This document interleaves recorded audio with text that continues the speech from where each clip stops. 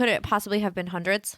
I don't know if it was hundreds, but it could have possibly been 200. No, what do you do? What was this Yankee Stadium? There's it was really 10,000 a lot of people in there. 100,000 people. No, it wasn't. All right, maybe there was you're making it sound like it's the Roman Colosseum. It's not that big. Maybe there were 10 people at a table, and there were about, I don't know, it's pretty crowded. There were 10 people per table. Some of those tables were big. There were like 8 chairs. What are these school buses going out to the brewery? I hope not. That's what I'm asking. Like, who goes with 10 people to a brewery? Hey everyone, welcome to A Grade, the podcast where a college professor and a middle school teacher taste, review, and grade America's best coffee roasters, craft breweries, and more. We have new episodes every Monday morning at 7 a.m. My name is Joe, and I am joined, as always, of course, by... Hi everybody, I'm Jackie. And before we get into this week's episode, I guess we just should remind everybody that, well, first of all, thank you for joining us, whether you're a returning listener or first-time listener. But this is, I guess, our last episode of the year before the A Grady Awards next week, right? I can't believe it. It's already the last episode of the year. Time flies when you're drinking fancy coffee and fancy beer, right? Yes. Yeah. I guess so. So, again, the A Grady Awards are going to basically be our end-of-the-year award show. And we're going to go revisit in terms of not actually visiting the places, but talking about all the coffee roasters and craft breweries we've been to, but particularly ones that we're nominating for awards, end of the year awards. So going through our grading rubric categories, we'll have an overall nomination from each of us for best category in each rubric grading category, and then some kind of fun awards special too. Awards. Yeah, some special awards, and then overall best coffee roaster and best craft brewery. And right? we're going to have a guest host on that podcast to make sure that if you and I disagree, we will have someone to be our tiebreaker. When we disagree, we will have somebody to settle disputes. Yes. Basically. The moderator. Yeah, the moderator or arbiter, whatever Yes. title he decides. So, yeah, stay tuned for that. So you can subscribe, follow us wherever you're listening to this. We're on Spotify, Apple, iTunes, Stitcher, Grindr, Tinder, everything, right? I think now. Are we not on those? All of those. Are we not on all those? Okay. Most of those. Most of those. Okay. So look for us and you'll find us somewhere, I assume. Yeah. So that's we're really looking forward to that. And thank everybody, for this year listening to us and supporting. And if you want to support us more, head on over to patreon.com/A Grade Podcast, because we have bonus content, behind the scenes pictures, photos, overall scorecard with recommendations for all of the places that we've been to. It's less than $1 an episode now, so you can sign up there for all of those goodies. And again, that's just patreon.com/A Grade Podcast. And any of the money that we get on Patreon will go directly into the breweries and roasters that we visit next year. I'm not promising that. I'm going to convert it to gold and sit on it I'm like a dragon. Financial mind behind this podcast, and I can guarantee that is where it will go. Okay, well, differences of opinion in terms of how to Yes. spend finances, but maybe you're onto something. Yes. Anyways, yeah, so to finish up this year, really, I can't believe I'm saying that. That's so wild. We went to Other Half Brewing in Brooklyn, New York, right? Yeah, and man, did we end the year on a really fun note. This Yeah. was a really unique experience, and I think Other Half is one of the more well-known breweries that we've been to. Yeah. So I think it's fair to say that we had some expectations going into Other Half. yeah, so I should say, and probably a lot of people listening, whether you're a new listener, a returning listener, a craft beer nerd or not, you may have heard of Other Half. And certainly if you're a craft beer nerd, you've probably definitely heard of Other Half. They've been around, I mean, I don't know when they were founded, but I remember drinking Other Half beer pretty early on in my exposure to the craft beer world, going back to college, maybe 12 years ago now or more. And my friend, I don't even remember who it was, but they got a hold of one of Other Half's broccoli flavored IPAs. I don't know exactly how that beer was built, but it was basically an IPA that had broccoli notes. And that really kind of was one of my very early experiences in the craft beer world where I said, holy cow, this is wild. And obviously we've experienced a lot since then, especially now these days with the podcast, right? But yeah, it really has a special place in kind of my mythology of great craft beer for that reason. And it's been a staple where pretty much every once in a while you're hanging out with people, somebody has a can of Other Half. It's right about an hour and a half away from us. We don't live in New York City, but we're like an hour and a half away. It's in Brooklyn. And so the cans get around, right? Yeah, and we went to the location in Williamsburg. Yeah, it was right literally across the street from Domino Park. Super cool park also. I mean, I don't want to talk too much about that right now because that gets into the atmosphere and ambiance, And I think. I would definitely say for Other Half Brewing that the outside area of where you are in Williamsburg definitely adds to the atmosphere and ambiance grade as far as I feel. Yeah, and I guess we should identify just very quickly for new listeners our grading rubric categories before we continue with that, which I'm excited to do, which is a good sign, I guess, right? Yeah, absolutely. So we start with atmosphere and ambiance first. That's the first things you notice, the way you feel, the vibe, everything about the place. Then we go into service, beer, food, and then we each give a total overall grade that we will then debate which grade we agree with the most. I like how you default now to that we're going to debate about it. And we will give an overall... Perhaps foreshadowing? We will give an overall podcast grade where that will go down in our report card that is available on Patreon. Yeah, definitely. And so I guess I can start by saying a little bit about why we chose Other Half. Yes. And interestingly enough, I've been wanting to go to Other Half for years. As I said, it's a beer that I've been drinking for over a decade now, and it just hasn't happened. I've been to Brooklyn. I've been to multiple New Year's Eve concert runs in Brooklyn. I mean, I feel sort of bad now that I'm remembering back to last episode. I felt like I kind of trashed Brooklyn because I was talking about how dirty it was. But I do love aspects of the city, and I've lived in Brooklyn, so I do love those parts of it that really do stand out as unique and cultural and engaging. And again, I've been there so many times, but I've never been to Other Half, and I don't know how. My friends, we have a friend who goes seemingly, I don't know, 6-7 times a year. He just drives in and gets cans from Other Half, and I had never been there, so it was high on my list. And we tried to go early on in the podcast. We planned to drive in, and we woke up and we looked at the traffic map, and it was all red lines, right? And it's deep in Brooklyn. So yeah, it's right by the Williamsburg Bridge, I it's think. right by the Williamsburg Bridge, and you definitely need a car to get there from where we live. Yeah. If you're in Manhattan or any of the boroughs, you can definitely take a subway there. Oh, yeah. But for us, it's driving, so we had to time it at the right time to not hit too much traffic. Yeah, for sure. Which, as we'll talk about, I think was totally worth it. Totally worth it. There are 2 locations, I think, and so this I don't want to get too much into the service because the guy sort of told me a little bit because I was a little confused.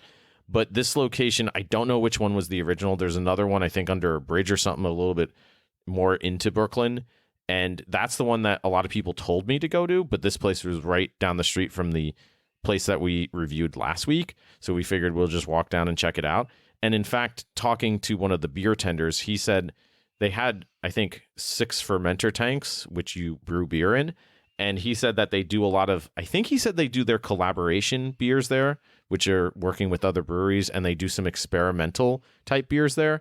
And then he said at the other place, that's where they brew most of the main beers. Okay, cool. Which is fine. Yeah, I don't think that's... It seems like a good use of both spaces I where agree, you're getting a unique experience, both spaces you go to. And definitely the fermenters were set up in a visible spot. Yeah, it was cool. Were awesome to see. Yeah.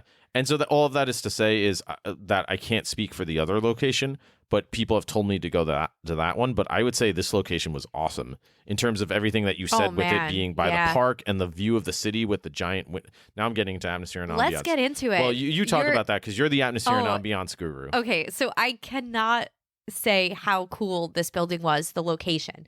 You are on the East River in New York, where you have views of New York City. Yeah, you have Manhattan Domino skyline. Park. Yeah. You have the Manhattan skyline. You can see, if you look to the left, you can see the Freedom Tower. If you look to the right, you can see the Empire State Building. And it's in a brand new white high-rise building that the building has to be new. And by brand new, I mean probably within the last 20 years. It's an impressive looking structure. It's an impressive looking building that I will post some pictures on Patreon and Instagram of the building. Subscribe at patreon.com/A-grade podcast. And when you go inside, there are windows everywhere. And huge windows. Huge windows. Yeah. So huge. you can... What? No good? Getting the eye over the microphone. There are huge windows that you have views of the river, of the skyline, and what a cool vibe when you're sitting down and drinking a beer. A unique space. I actually had the thought when we were sitting there, and I'm like, what could the rent be in this place? Oh my God. What $1 a million. spot. I mean, the rent that they must be paying to have this space in downtown Williamsburg is unbelievable. Is it downtown Williamsburg? I don't know what downtown Williamsburg is. It's on the It's in Williamsburg in the main strip in a great location. I feel like everywhere in the spot. city is downtown. Yeah, that's true. You're right. You're right. I'm not I don't know right. I don't That's know the problem. city lingo.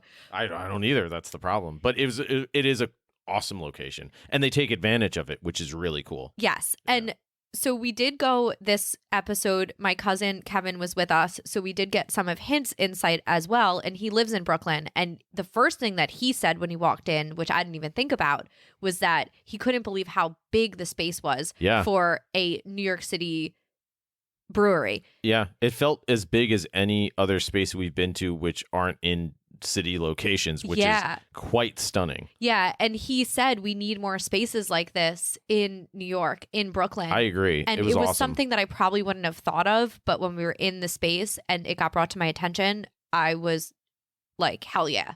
I totally agree. And that was awesome. The seating was super comfortable. They had a lot of tables in there. And when we were leaving, it did get really crowded. But while we were there, I did not feel the surge of the crowd or anything. Yeah, that's a really great point. And I thought that was interesting. I was so content with our little corner spot by the window at our table. There was so much space. It was comfortable.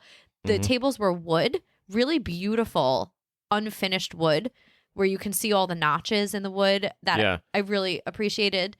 And I did not feel the stress of the crowd at any point. I and agree. It did get very crowded. And we were literally the first people there. Yes. We tried to get in at 10 o'clock a.m. because we're lunatics and we're shaking the door because it's 10:02. And finally a guy comes over and he says, yeah, we're not open till 11. Sorry. And we say, oh, okay, because it said on the website 10. And he said, oh, sorry. Yeah, that's wrong. We'll be open at 11. So we come back at 11 shaking the door. Again. And we were literally, I think, the first people in there. And by the time we left, it was packed. But you're right. That's a great point. I didn't think about that the growth and surge of the crowd intermingled so seamlessly that you didn't feel overwhelmed, which is so cool in a tight city vibe like that. I thought that was so impressive for those reasons. I agree. Yeah, I agree. And the other thing was that I never felt rushed. Even though it was crowded, I'm sure there might have been people for the table, but you never felt like it was a situation where you needed to leave at any point. Yeah. We stayed there for a while and it was really a comfortable space. Yeah, it was cool overall. I noticed as well, I pointed out that I spotted it because it was we came around the corner and they had just kind of randomly on the side of the building, one of the glass windows had kind of I don't know how to describe it, not a picture, but it was pictures of kind of happy, smiley face, big broccolis. Oh, yeah. And I pointed it out because I said, aha, see, I told you they make broccoli beer. And it was just kind of a random, I felt almost Easter egg. Yeah. Right? Because if you don't know that, you might see it and say, what the heck is going on with that? Yeah. But as soon as I saw that, I was so hyped. Yeah. For that sort of again, just a little acknowledgement. I thought that was a really cool little touch because it's not as if the outside of the building had a lot of noise, a lot of stuff going on. It was just kind of that on the side, which I kind of really liked. Yeah. I thought that was a really just unique little touch for those reasons. And I agree. I really enjoyed sort of the aesthetic in terms of, again, it was very sort of sleek and connective with as you said, the tables and the seating. Very clean feeling. Very clean. Yeah, very clean feeling, which gets us into the bathrooms, I think. Should I mention welcome this week to Bathroom Corner? Let's walk right into the bathroom corner. Well, I did walk right into the so it was more of a I hope you didn't walk into the bathroom corner. I No, hope you didn't well, walk into the wall there. It was more of a bathroom section, I would describe it. So I would say this was maybe one of the more unique bathroom experiences I've ever had, because it was, you don't agree? You're kind of looking at me a little kerfuffled. I'm not going to lie. I forgot what the bathroom was until you just said this. Wait, really? How Yes, did you forget I don't this know. bathroom? Probably because we went to about 3 coffee roasters and 1 brewery all in one day. We were all we were a little unzipped. Yeah, together in my head, but now I visualized it right again. This is not a bathroom that I think I'll forget. Again, I feel as if, so I'm the bathroom expert. Those of you joining us for the first time, I don't know why, but this is the burden that's been placed on my soul. And it's important to have a good, clean bathroom. Basically, you walk around the corner from the bar, and there's a row of maybe 5 or 6 stalls, kind of. They're single door, and they say all gender, I think, each one. And they're locking doors, and you basically go in and there's a toilet or whatever. I am a super fan of that. I think that's great. And then when you walk out, there's a counter with sinks and hand dryers, and you just go in, use the bathroom, and whatever. I thought that was super cool. I agree. The only other thing I would have maybe enjoyed, well, so I should mention about the sink first. So the sink was, I've never seen a sink like this, where you put your hands under the center, it's motion sensor to wash them, and then there's they looked like grips on the side, little pipes sort of, or rods sticking off the side of the faucet, and it says dry here on top of them, and you slide your hands over, and they're hand dryers, which I think when I got back from the bathroom and sat back down at the table, I said, you gotta go check out this bathroom. That's wild. Because I normally hate hand dryers because they're too loud for me. I usually just walk out of the bathroom and dry my hands on my pants, because pants dry pretty quickly, it turns out. But I actually used these because it was fun. So I was super hyped about that. But I would have as well, I felt, did you have thoughts on that actually? No, I cannot believe how expertly you describe the bathroom. That's one way to put it, and I don't think it's the right way, but thank you. I will nonetheless accept your bathroom critiquing praise on my part.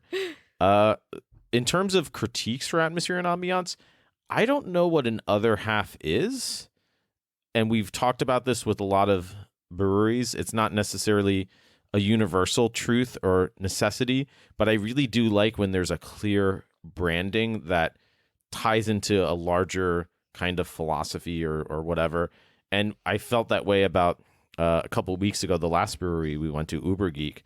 Super sort of clear in terms of there's this theme of all things nerdy, essentially, or geeky, and that comes across so clearly in the names of the beers, even arguably the styles of the beer, the diversity of styles, the aesthetics, right? The design, like all these elements kind of stand out to you in relation to that very cohesive identity. I didn't really know what the identity was, other than that. Again, I don't want to talk too much about the beer just yet, but there's a very clear beer style vibe here. But I don't know what another half is. I mean, could there have been more of a theme present? I always say that I like to see pictures or stories of their origins and experiences on the wall. We've seen that certain places, but I didn't really see any of that here. And again, that's a kind of a nitpicky point to me, but it's something that I like. Yeah, and I think I did notice this as well. And what I was thinking about was the fact that when a place does a quote unquote theme really well, they do it in a way where it doesn't feel like Disney. It doesn't feel gimmicky. Yeah. It doesn't feel fake. A lot of times there's this passion that runs through the business where they want to create a vibe and a feel in their business that permeates everything. The names of the beer, the bathrooms, the art on the wall, all things like that. And Other Half, as far as I could tell, did not have that. So I think, and again, I won't say too much about this because it ties directly into the beers. There was this kind of green theme. There was. You're right. Half of the beers, broccoli. half of the beers had the word green in them, which was a little bit confusing. It was very because confusing. when we were talking with Kevin as well, at the end, we wanted to try a couple more beers of our favorites. And I couldn't remember which one was my favorite because all of them had green in it. But this is bizarre to me. Why isn't green more of part of their theme? I don't understand. Broccoli. I'm not sure. It makes so much sense. Maybe the other location it is. I have no idea. But that stood out to me as something that I actually really liked. I just didn't. It was a little kind of. I'm just figuring this out now. I didn't even make that connection till now because I'm remembering the broccoli vibe, and then the fact that half of their beers had the word green in them. I think. But that's also not at all incorporated into their logo. Their that's logo my point. is very clean and sleek. Yeah. And weird. And I think the whole atmosphere was very clean and sleek. Yeah, it's just a little. I don't know the right word for it, but it's. Something is it's not bad I'm trying to describe it in a way to give credit to what they do well because they do so much well, but there's a little bit maybe there that it just kind of inconsistent. It threw me off a little. Just, yeah. Which again is kind of I think we're getting into this next level meta awareness of and I'm not sure I'm not sure if you're just going and looking for a brewery in Brooklyn that you're going to care too much of if it has a theme or not. This is that's kind a great of point. Yeah, our podcast brains that are thinking of these things. But I do think if you walk into a place and there is a theme running through everything, subconsciously you're going to feel an alignment with the philosophy behind the business. And Other Half I'm not sure if it was super apparent what that was. That's exactly, as we were saying earlier about Uber Geek, the last brewery we went to. Oh, there's rocket ships on the mural or whatever, and on the designs of the tap list and the names of the beers. There's a consistent theme there that makes sense. Oh, this is a geeky sort of nerdy atmosphere. And it's called vibe. Uber Geek. It's in the title. So it's in the... I think is what was confusing me a little bit. Having said that, what they do well, I think they did fantastic. I still loved it. We sat there for so long. What a cool place to hang. The tables are there's small tables and big tables, so you can come with any group size. There's some tables you can stand. The other thing I really liked too, and I mentioned this when we got our beers, because we kind of sat in the corner, and it was a nice, well-lit corner because of those big windows and natural light. But the problem with that at a brewery is the fact that, and I was telling you and Kevin this, that beer starts to, or a lot of beer essentially starts to skunkify very quickly once sunlight hits it, almost pretty much immediately, honestly. So you really don't want your beer sitting out in the sun for too long.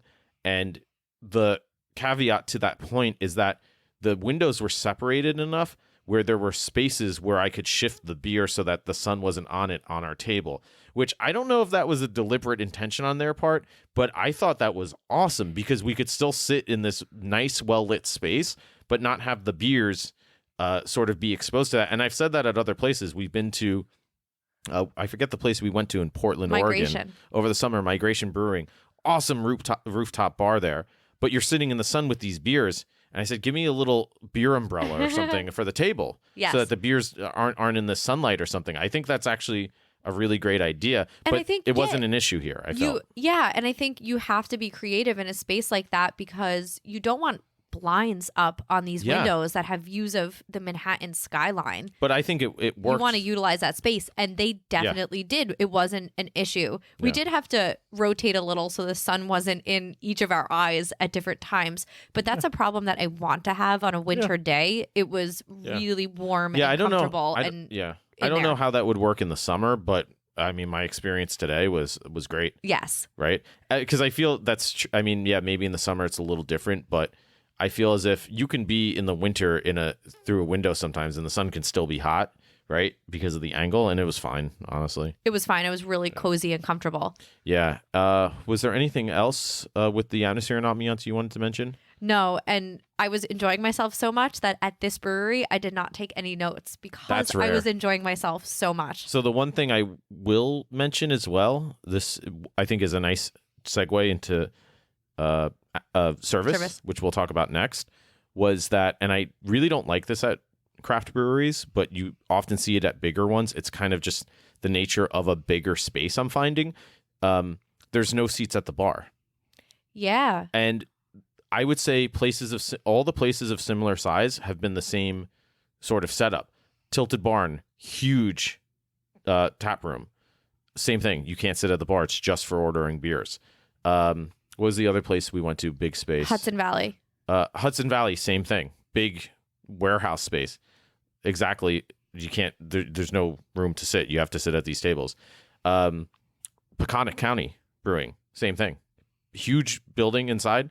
No space to sit at the bar. So I'm starting to notice that. And so I don't know if it's really a fair critique to say that I couldn't sit at the bar because it seems like those places aren't set up maybe. Maybe it's a sacrifice that you kind of have to make as you get a little bit bigger and you're doing takeout orders. Well, that's the and thing you have too, a lot yeah. of people in your space that you have to make decisions. And Yeah. one of those decisions is not to bog down the bar with people. If there was bar seating, it might be really hard to get a drink. Also, I don't know what this was about, but at one point I saw what I thought people were doing, which was taking out beers. They had them in to-go. It looked like to-go cups with lids on them, and they would ordered them and kind of just left. That's Maybe a thing. there was an outdoor seating area. I kind of was scoping it out, and it looked like they just left. And, I don't know what that was about. Well, it might be also when you go I think there was outdoor seating. There wasn't had to be, because when you went into the brewery, you needed to show proof of vaccination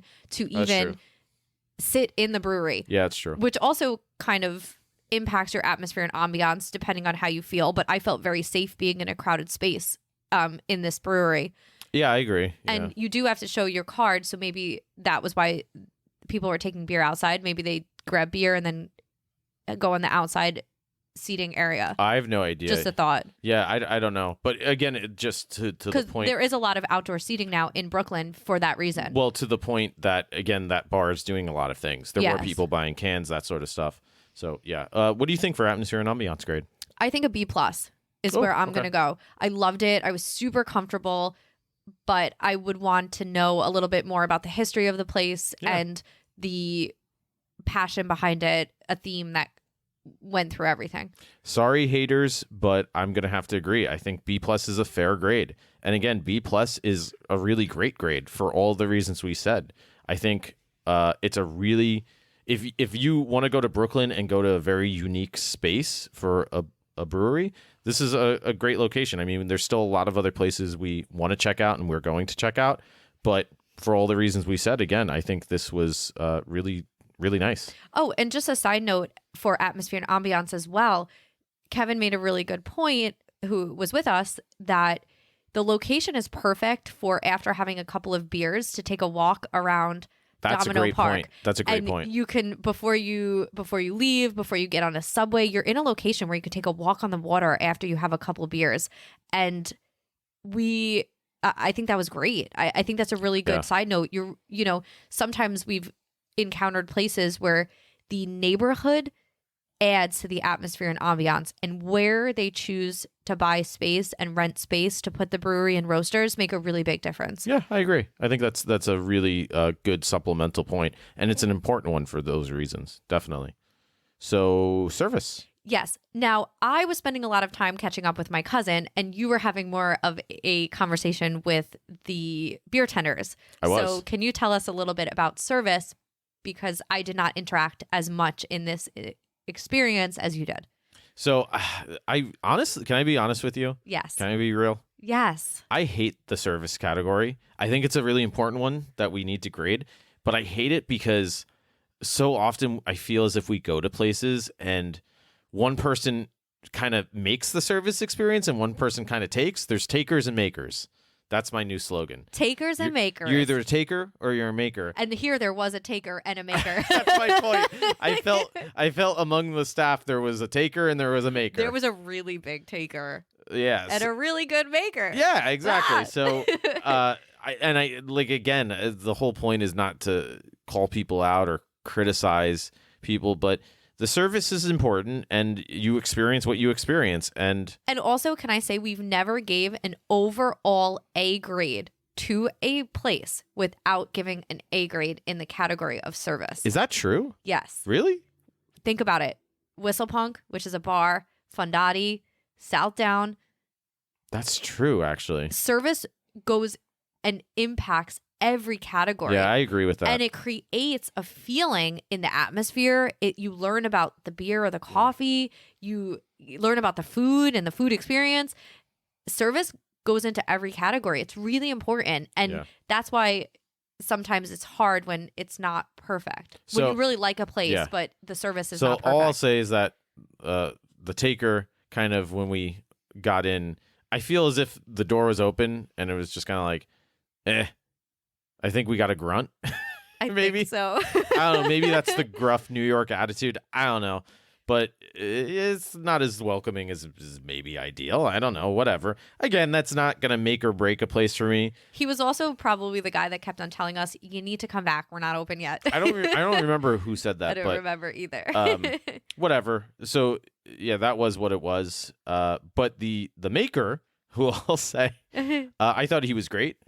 He was giving us some really good recommendations. He really knew the beers. He explained to me the difference between the locations. Even when they got a little bit busy, they were super receptive. They were on the ball, on point, all of that. He even gave me recommendations for other breweries because I was talking about some of the places that we've been to. Of course, I didn't say that we're here to podcast review them, but I was just talking about other locations of places that we've been to. And he said, oh, if you like that, you should check out this. Again, he got really into some of the weeds, which we always say we really look for in whether it's a coffee roaster or a craft brewery. So I feel like I got that engagement here, which was super cool. But at the same time, I felt as if there were points once they got busy where there was one point where I was waiting online and there's maybe, I don't know. How many people were in there when we left, would you say? Could it possibly have been hundreds? I don't know if it was hundreds, but it could have possibly been 200. No, what do you do? What was this Yankee Stadium? There's it was really 10,000 a lot of people in there. 100,000 people. No, it wasn't. All right, maybe there was you're making it sound like it's the Roman Colosseum. It's not that big. Maybe there were 10 people at a table, and there were about. I don't know. It's pretty crowded. There were 10 people per table. Some of those tables were big. There were like 8 chairs. What are these school buses going out to the brewery? I hope not. That's what I'm asking. Like, who goes with 10 people to a brewery? A lot of people in Brooklyn. They have a lot of friends. I don't know. So you're saying I don't have friends? That's what you're saying? I don't either. Okay, I see. I see how this is. But all right, maybe 100 people. Maybe 100 people. Okay, yes. I'll agree. That's not a reasonable 200. number. 100 is. I tend to exaggerate a little bit. I think 100 is fair. Yeah. Well, that's like you're about to exaggerate with the food category later on when you say they have no food. They don't have food. Oh, here we go already. Let's save it. Save your insanity for when it's time. Okay. But again, I think it must have been close to 100 people in there, and there was at one point I was online and there was just one person behind the bar. Which, again, I don't know where the other person was or other people were working, but that was kind of weird to me, especially because I just kind of wanted to check out at that point. I wanted to get the check. And again, it was just this long line developing. Not the end of the world, but again, that's different than if you have a more well-staffed bar, maybe, that I would look for. So I would say that's maybe a bit of a factor too. But otherwise, they were super friendly, I think, overall. But that's basically my notes, I think. I don't know if you have anything else. Yeah, and I think this is one of the situations where it is really crowded. And again, as you get a bigger, more popular brewery, there are sacrifices that you have to make in order to keep it efficient. You can't have those long conversations. But we still did get some of that at the beginning, even in this bigger space. Oh, I got it throughout going up and getting more beers, too. So I think keep that in mind. Normally I say, I don't know how you feel about this in this case, but normally I say I think our subjective service experiences kind of dictate our grades. But you're kind of biased because you were catching up, like you said, with your cousin. I just want to say that as maybe not that that's wrong. Obviously, your cousin's awesome. I liked hanging out with him, but you didn't have the time to talk to this right. The staff like I did, which. I don't know how you feel about that, but I almost actually contemplated not giving a grade to service. That's what I'm saying. I almost did actually think that might be the best option for me, but I'm still going to because a lot of people that are coming into a place might be in a situation like me where you're catching up with friends, you're enjoying your time there. But how does that impact? But do you count at all my experience then with service? Like I'm saying, would it help if you hear my grade first and my reasoning for my grade. Yes. Which normally I know we don't say. I mean, we can argue about grades, but I feel as if in this case, it may be sort of relevant. Yeah. Right? The other thing that I can do is I can give a grade with the caveat that this would be a service grade that would be if you didn't really plan to interact with people too much. And what was my service experience like, being that I wasn't looking to have those conversations? Well, let me ask you this. What more would you have wanted with what you experienced there catching up with your cousin? If you were to give a whatever grade you give, what could have been done differently, in your opinion? What would you have liked more? Being more welcome when we came in the door. That's fair. Just saying, yeah. come on in, or that's something. fair. Hi, how are you guys doing? That's 100% fair. I 100% agree with that. The initial reaction was not super positive. Well, that's takers and makers but for that's you. takers and makers. But you were engaged with the beer tender when we first ordered, so I was able to step aside and have a conversation with my cousin and still hear you guys talking. Yeah. So I'm going to grade it based on my experience. Okay, not on yours. So I'm going to go B for that reason, because I thought the maker really did a great job making it, and I agree with some of these other elements that, again, maybe it's just partially the inherent difference in a large space like that. I mean, that's fine, but at the same time, I feel as if we've been to some larger spaces and the service has been outstanding. So I think you got to kind of balance and weigh all of that. So I think B is a fair grade, and I think, again, it's worth reminding people B is a very good grade. Mm-hmm. That's a very positive experience, in my opinion. And I was going back to the thought that C is average, satisfactory, fine. And for me, it was slightly above that, but not in the A range. So I was thinking my experience on this particular day was a B minus. Okay, that's reasonable. I don't hate you for that. If that helps. What if we disagree on the beer category? We might, actually. I'm very curious what you thought of the beer. Yeah, start us off. Oh boy. So I was actually a little tenuous about this brewery, because you don't like overly hoppy, hazy, bitter IPA style beers. And I knew going in that this place is known for exactly that. I don't want to say that they're. Know. I don't want to say that they're known for overly hoppy beers, but they're known for hoppy beers. And in fact, lo and behold, we got there and look at the menu. It's almost exclusively IPAs, double IPAs, triple IPAs, whatever. There was only one lager, I think. It was a collaboration with another brewery in Denver, and I think a sour that they might do, whatever. So it was pretty much all IPAs, and I'm thinking, oh, she's gonna hate this because you've had some tenuous experience with IPAs you don't like. Yeah. However, I thought, honestly, this was one of the better IPA experiences we've had in terms of breweries that feature primarily IPAs. I thought this was up there with the best of them.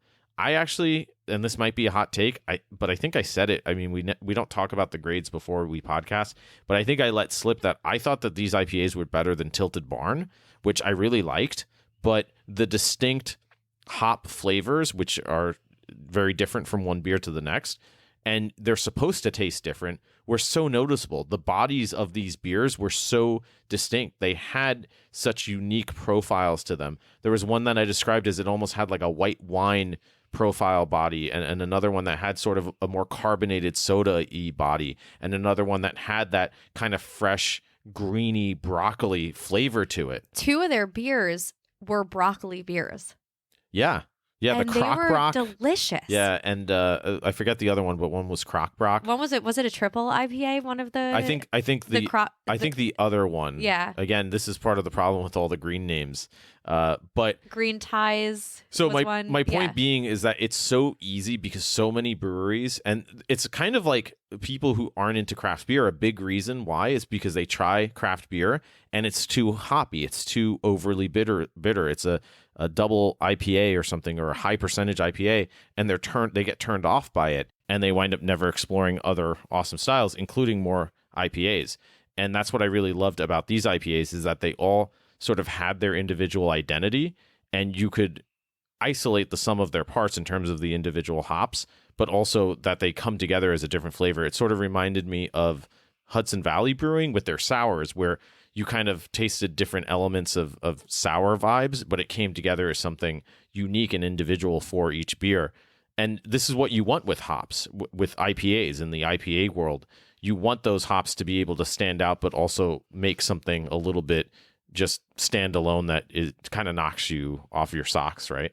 Yeah, and I couldn't agree with you more. The reason being, I found today that there was not one beer that I did not like. Which is very Really? shocking for you to say. Yeah, I think that I'm realizing as we start doing the podcast that it's harder for me to like an IPA or a sour. They just need to be done a little better. Yeah. And here I felt like these beers were made really, really well. There was a unique profile to each one that really enhanced the different flavors in the beer, where every single IPA tasted different, but tasted uniquely delicious. Yeah.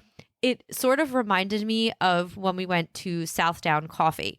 Now, I know it's a coffee place, but this is why we review both coffee and beer, because there's a lot that they have in common. Right. In terms of the flavor, the unique, diverse, very distinct flavor profiles, right? Right. So when we went to Southdown, we had about 6 different options for pour overs, and we tried a few of them. And I remember thinking, oh man, I cannot believe that coffee could have such distinct and delicious flavors in each individual cup. One was fruity, one was malty, one, I just couldn't believe that a bean could have so many distinct flavors. I kind of felt similar today when we were trying out the different IPAs. Each one was so distinct and so delicious in its own way and was perfectly blended. I was really impressed with the IPAs here, and they were probably my favorite ones that we've had, including a broccoli beer. Who would have thought that it would taste so delicious? Yeah, I love that they're still doing the broccoli beer type vibe. It kind of makes me wonder what more they could do. I sort of come back to what we were saying earlier about the green theme, right? And the fact that I kind of want to see them do other green themed beers with other vegetable type vibes. I don't know if that's possible or if that makes sense or if that's a wild expectation of mine, but I just really want more of that sort of vibe. Yeah, and I was actually thinking that at first my thought was, man, I wish they did more pilsners or a different style of lighter beers. I don't think they need but to, though. Then I changed that. That's where I'm going to get to. Yeah. I changed my mind because they had a lot of options of IPAs that were crushable and very low alcohol content. There were some That's a great that point. were 4%, 5%. So you could crush these IPAs like you would crush a Pilsner. I didn't feel like it was necessary. We've been to a lot of places where I'm having IPAs and I'm wishing I had a lighter beer. They had lighter options here, and I really appreciated that. And the other point worth mentioning, it's interesting because this is standing out more and more to me as sort of a contrast to Tilted Barn, which again, I love Tilted Barn. I thought Tilted Barn was awesome, but their IPAs were, so many of them were knock you off your feet in terms of just the percentage and intensity. You can only try well, one of them. They didn't have flights at Tilted Barn, whereas at Other Half, they didn't kind of say that they had flights, but they do, because it says on the menu for each beer that the prices for basically it was half price or whatever for the smaller pours, 4-ounce pours. So for those of you who don't know, a flight is basically kind of you choose several beers and you do smaller tastings of them. So any place that offers a flight is super awesome. We kind of talk about, is that a service thing or a beer thing? I think it's a little bit of both. And in this case, I think whenever you have high percentage beers, flights are all the more meaningful for that reason, because of what you say. It's so much harder to, okay, well, I can only crush maybe 1 or 2 pints of something that's 8, 9, 10% sometimes, which they did have 8, 9, and 10% beers, I think. They did. Yeah, so I really appreciated that they had the 4-ounce pours in those really nice glasses, right? Yeah, and I should also say, I think this goes into a couple of categories, but the beers were very affordable for a brewery in Brooklyn. Yeah. I had expected it to be a little more expensive, but we were able to try out so many beers for a really, fair price. Yeah, I think our final tab was $40 maybe, which seemed wild to me that we had such a good time for that much money given the location, right? Right. You're overlooking, we keep saying it, the East River and Manhattan, and you're getting this great experience for a really fair price. So what do you think for beer grade? Do you have any other thoughts or considerations or? No, I really enjoyed the beer. I thought they were all delicious. I didn't have one that I didn't like. And I'm going to agree with the grade that Kevin gave the beer as well, which is an A-. I'm in the same exact lane with you. Again, haters, sorry. Are we the same on all grades yet? No, I gave 1/2 grade lower on service. Yeah, because you always do that. Because you're a hater, like the rest of them. I think A- is very fair. I think these are some outstanding beers. Yeah. Again, I think maybe it would be cool to see some. Like, it's kind of a little weird to me that there's this one broccoli one. I kind of want more vegetable ones, or 2 broccoli ones. I'm sorry. Even weirder. Again, I say weird very kind of jokingly. I think it's great beer overall, and it's great that they have that. But what about other? And broccoli makes sense for an IPA because broccoli can be a little bitter, but so can arugula, so can other greens and other vegetables. I don't know. I kind of just want more. Again, I don't know or think that's even a realistic expectation or demand on my part. But A- is outstanding to me. Outstanding. That's still spectacular. Yeah. I think they have great reason to be very proud of the work they're doing. It's some really amazing stuff, right? I agree. Yeah. Our last Yeah. category. It leads us into food. I don't know. What do you want to do about that? So I will say, I was hungry when we got there because we did a couple of coffee roasters, and I was planning to eat, and I forgot till when we were about to pay the bill. Oh my God, I forgot to get food. And I don't know if that's partially because there was none and they didn't advertise it, or I was having such a great time otherwise and the beer was so good I didn't even think of it. I think it's a combination of both. I still don't think that there was food there. You said that there was. On the second page of their menu that was on a clipboard, if Yeah. you went to the second page, they did have cocktails there, which I saw that. was yeah. interesting. But on the bottom, underneath the cocktails, they had a very limited food menu, and it was chips and salsa, a pretzel, a bag of chips. Eh. It wasn't a kitchen food. Okay, I so it was- don't think they have a kitchen there. I Yeah. think they have kind of like when we went to Uber Geek last week, where they have very limited options Okay. just to nibble on. So what do you But think? Yeah. Like we said, there was 500 people in there. There was and growing and growing. Yeah. More every time we Nobody reference was it. eating. This was not. I didn't see food. Nobody was eating. Yeah. So it would have been very easy to assume that there was no food on the menu, and it was on the second page, buried in the menu. They might not have even had. I don't even know if that was Real? accurate to what they Yeah. what they serve. Not one person was eating food. I This didn't is see food. not a food Yeah. place. Maybe why it was so clean. I mean, I don't know. Could be. But for me, I always like to give a grade. I know this might be a situation where you might say no grade, but I am going to grade the fact that there was no food. See, you're doing it again where you're saying there was no food.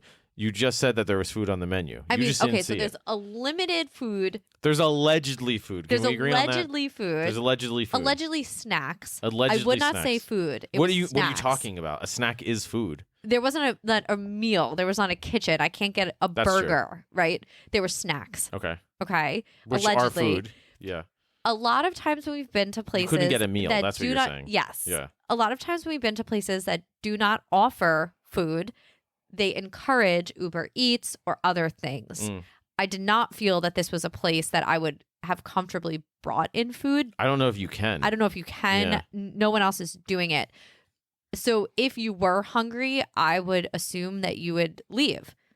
And Yeah, that was the vibe I got. and yeah. unfortunately, I wouldn't have wanted to leave. I would have wanted to had some food and then had some more beers, maybe. Mm. Maybe not particularly today, but if we were staying there for a longer amount of time. Yeah. So I do want to factor that in, Mhm. that there were really no options. There were some But options that you didn't like. Yes. I'm not going, there was limited options.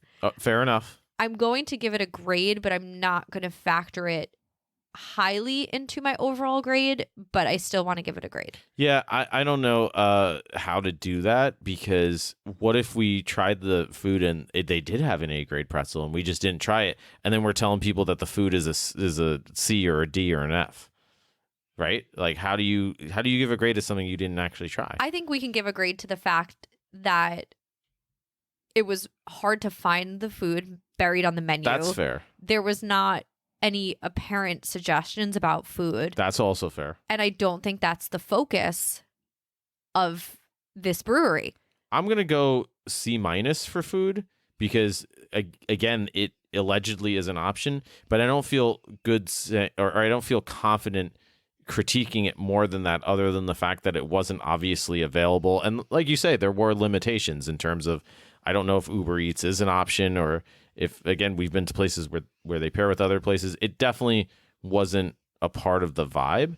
And I've been to some places, or we've been to some places where they knock it out of the park. So I think you can make a fair case for pretty much any grade below a C, but I don't know. I feel weird grading something that I didn't even try lower than a C minus. And I think I'm going to go with my gut and give the food a very kind of unimportant. It's not going to impact my overall grade that much because I enjoy the experience so much. Yeah. But I think for me, it was a D. I probably would have wanted a little snack, but I didn't. It was buried in the menu. I'm not sure. I wouldn't have brought food in. I would have liked to stay a little bit longer, but not having food definitely impacts that. Yeah, I agree. It reminded me, the space, a little bit of Peconic with the big windows. Peconic County Brewing? Peconic County Brewing with the big windows. And so I was picturing... Yeah, that's a good point. Their food, Peconic. That's a great point, And I'm sitting in a space that looks very similar. And Peconic has a great system for food in a big open space like that, where there's a walk-up bar, but you know, it doesn't impact your service experience or anything like that at all. That's a great point. I think there are ways to do it in such a unique space, and I think people would stay longer. Well, and again, it is something that we do have to factor in, I feel. Yeah. Because, as you said, we've been to places like Peconic County Brewing where you can have an awesome meal there. You can have a little snack. You're going to find something you like. If you don't find something that you like to eat at Peconic County Brewing, then you're not going to be satisfied. You're not going to be happy with anything, right? And that's the case at a lot of great breweries we went to. So I think it does have to factor in, but at the same time, it's clearly not what they're going for. But if we're looking overall at our brewery experience, I think it is factorable, right? Agreed. Yeah. Okay, that's good. I just wanted to talk through that because that, again, threw me for a little bit of a curve. Just because I was having such a good time. Usually if there's no food, it stands out to me. And it didn't this time, which I just thought was interesting. I think that's a testament to how great this brewery is. Yeah, I despite think the limited food options. Yeah, I think that's fair. The no food options. Yeah, the no limited. food options. They've never even heard of food. They don't eat. They just drink beer. It's better than the Pirates Booty and coffee pairing. That will be the baseline for a weird food experience. That was a weird food experience. Pirates Booty at a coffee roaster. Yeah. I still, I agree with you on. That was bizarre. Yeah. So I think let's go over our report card so far. Yeah. What do we got? All right. So for atmosphere and ambiance, we both gave it a B+. Okay. For service, Joe gave a B. I gave a B-. For beer, we both gave an A-. For food, Joe gave a C-. I gave a D. I know my grade. I'm between two. I know my grade. So just looking at my report card, I really appreciate the atmosphere and ambiance is high and the beer is high, which are two really important categories to really enjoy yourself. Mm-hmm. Service is in the middle, a little bit above average, and food is a little bit below average. So all of that factored in together. Think of the grades that you've given other breweries too. That's always one of my other defaults when I think about, okay, well, I'm trying to calculate these grades, but what have I given other places too? And then you sort of say, oh, wait, I should probably give this grade or that grade, right? Yeah, that does help. I think I know my overall grade. I think I know my overall grade. Ready? Too. Yeah. 3, 2, 1, B+. Yes. Nice. Oh, the haters are going to hate that we agree. Oh, we had to agree on the last one of the year. That's so disappointing. I know. It's our last one of the year. Well, my grade's better than yours. And also, just for a frame of reference as well, Kevin, who came with us, also gave the overall experience a B+. Did he really? Yes. Oh, so independently verified. Independently, yeah. All three of us, all three are teachers, all three are used to grading. That's systems. really interesting. We all came to a B+ for different reasons, and I think a B+ really does give the overall picture of this brewery. I loved it. I would recommend it. The location is great. If anyone's in the Brooklyn area, definitely check out the Williamsburg location of Other Half. Yeah, and I definitely want to go to the other location sometime because I'm curious how that one differs and what the vibe is like there. But yeah, I mean, I sort of went in with tempering my expectations because I didn't want to go in with too high expectations because it is kind of a legendary-ish brewery to me. But this is one of those places where a lot of times we've talked about this, they say, oh, it's only a B grade. You don't love it. Or I actually really love this place. Again, I think it's important to really why we do the podcast in terms of explaining everything to identify how we factor in these elements together. And the elements that stand out to me, I thought really stand out to me. And again, you have to take this on its whole. Like if this were a place and maybe the other location is that has killing food, that grade changes, right? Pretty quickly. Or if we were able to talk to a brewer or something, maybe that changes. Yeah, that grade changes very quickly. Grade. Yeah. And I think as far as recommendations go, I think this is a brewery that I would highly recommend as a space to chill with friends. And to bring friends. And as well, if you're maybe eat before so that you can spend a longer time here. But if you want to try IPAs and you're kind of turned off by IPAs, I think this is a really cool place to do it.